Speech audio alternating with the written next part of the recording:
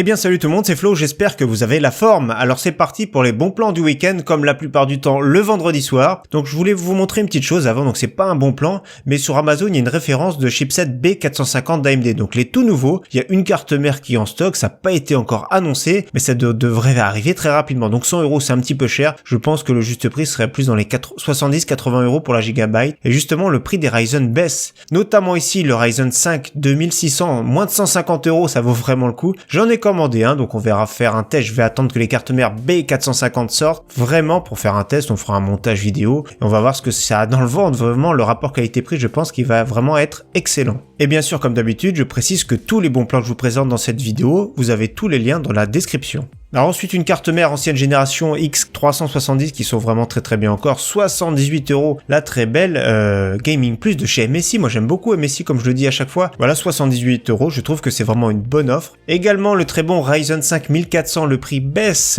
117 €, ça vaut vraiment le coup, 117. Je le rappelle, c'est un 4 cœurs, 8 threads, donc voilà, il est vraiment excellent. Pour son prix ici, c'est un excellent rapport qualité-prix, donc pourquoi pas mettre une carte mère B350 ou comme je vous ai présenté, le X370. Donc le Cooler Master liquide 240 qui est super performant ici à un très bon prix, 55 € sur Amazon. Donc franchement, il est super efficace pour son prix. Il est en plus de ça silencieux, donc franchement, c'est un excellent rapport qualité-prix. Pour ceux qui ont un plus gros budget et qui veulent se faire plaisir, les NZXT Kraken sont vraiment très jolis. Donc ici, le X62, donc c'est un 280 mm, ça rentre pas partout. 129 €, il est performant, il est très joli. Donc ouais, c'est un sacré budget, mais voilà, je pense que ça peut valoir le coup pour celui qui est fan de la marque, et notamment ils ont des très beaux boîtiers qui sont vraiment sobres, j'aime beaucoup leur look. Alors je sais pas si vous connaissez le Plantronic RX 600, mais il est vraiment excellent au niveau qualité sonore, au niveau confort, il est vraiment très bien. Donc voilà, le look est un peu spécial, mais il est 47,98 €, il se démonte dans tous les sens.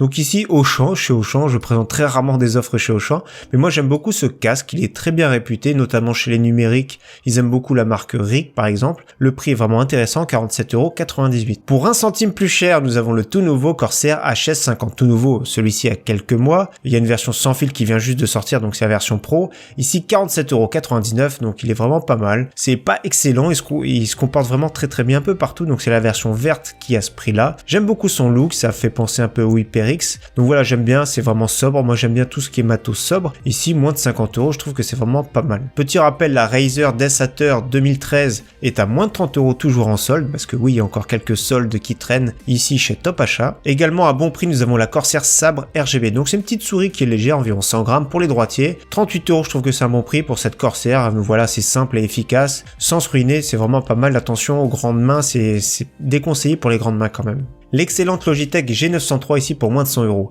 Donc on l'a vu un peu plus cher, hein. Alors je rappelle la G900 qui est sortie en premier, la G903 c'est exactement la même base, sauf qu'elle est compatible avec PowerPlay, les tapis qui font une recharge ici. Donc je vous montre le tapis, il coûte quand même 115 €. C'est une recharge sans fil comme ça, il suffit juste de la poser sur le tapis, ça recharge, donc voilà, c'est sans fil, sans besoin de recharger, donc c'est vraiment très bien. Mais par contre c'est un sacré budget si on achète le tapis en plus. Autrement, la G903 c'est une des meilleures, voire la meilleure souris sans fil actuellement sur le marché, ambidextre en plus, tout ce qu'il faut au niveau des boutons, le poids raisonnable, elle est vraiment excellente. Alors pour ceux qui cherchent des écrans, il y en a pas mal et on m'a demandé en plus récemment. Donc en solde, un petit 22 pouces, enfin 21 pouces et demi exactement, 71 € ici chez Material.net. Donc voilà, c'est un Acer, souvent c'est les moins chers, 22 pouces, 5 millisecondes TN, donc c'est pas une bête de course, mais ça peut être très bien pour débuter, celui qui a vraiment un petit budget. Voilà, on commence avec un petit écran et plus tard on achètera autre chose. Également à 24 pouces, ici un peu plus réactif, hein, c'est une dalle TN 1 milliseconde, compatible AMD FreeSync, donc moins de 100 €, je trouve que c'est vraiment raisonnable. Toujours pareil, Acer qui fait partie des moins chers, toujours très bon rapport qualité-prix au niveau des écrans, et aussi au niveau des PC portables d'ailleurs. Un écran 28 pouces,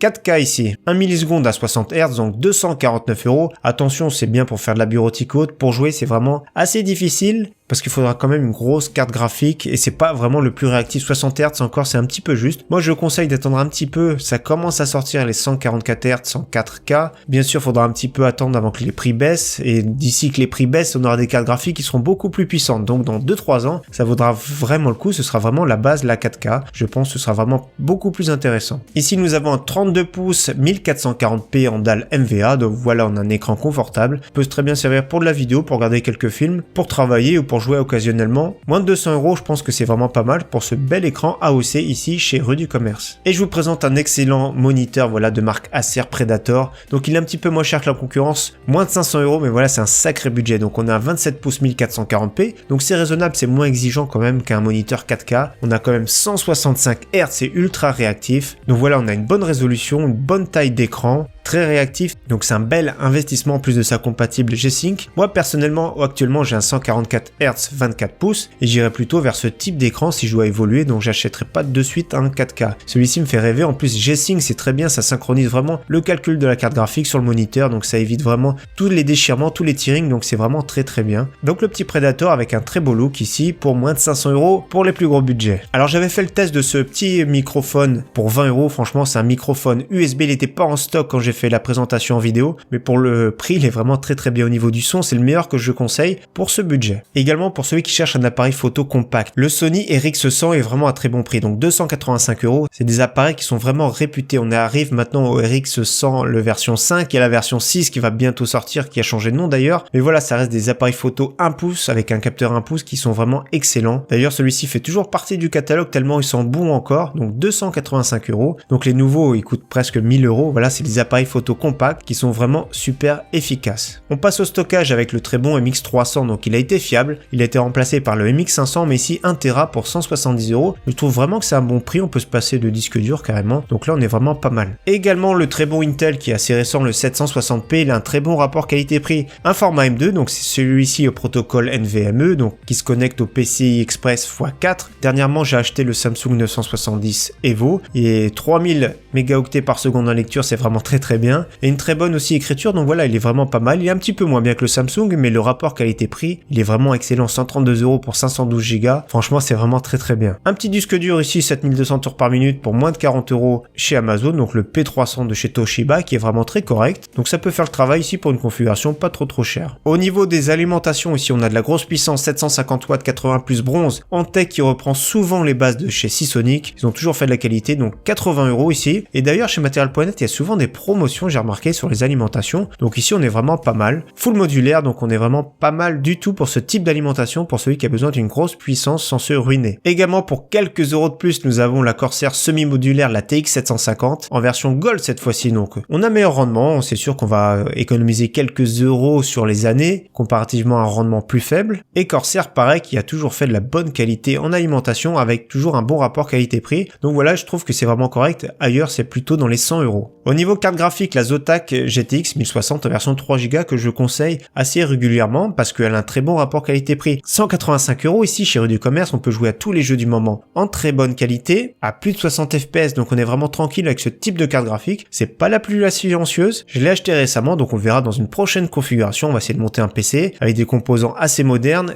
au très bon rapport qualité-prix. Donc 185 € en ce moment, donc on le retrouve entre 180 et 200 € en ce moment, la petite Zotac qui est vraiment très compacte et qui est vraiment efficace. Au niveau PC portable, nous avons le très bon Asus FX 502 ici avec un très bon stockage, donc c'est un 15 pouces Full HD, le Core i5 qu'on voit un peu partout, 1 Tera de stockage FireCuda avec un petit mémoire flash intégré, un SSD de 128 Go, 6 Go de RAM, c'est vraiment le minimum qu'on va recommander, la GTX 1050 qui se débrouille avec tous les jeux du moment en faible qualité à moyenne qualité, et en plus de ça, pour 610 €, nous avons le Windows 10, très beau petit PC vraiment pour débuter, 610 €, on est pas mal ici chez Rue du Commerce. Également un pack sympathique ici chez Material.net, vraiment très bien, la GTX 1060 en version 6 Go, donc voilà, noir et blanc, le look est vraiment très bien, souvent MSI qui font de très bons refroidissements, très silencieux d'ailleurs, avec un petit SSD offert, donc 299 €, c'est vraiment le prix uniquement de la carte graphique, avec un petit SSD c'est pas le meilleur, mais voilà, ça fait une grosse différence par rapport à un disque dur, donc ici Material.net qui est vraiment très bien placé. Et pour finir, celui qui cherche une grosse puissance, la GTX 1080, un bon prix, 469,99 €, elle est d'ailleurs au même prix chez Rue du Commerce, donc c'est la version turbo qu'ils appellent, donc c'est une turbine qui va expulser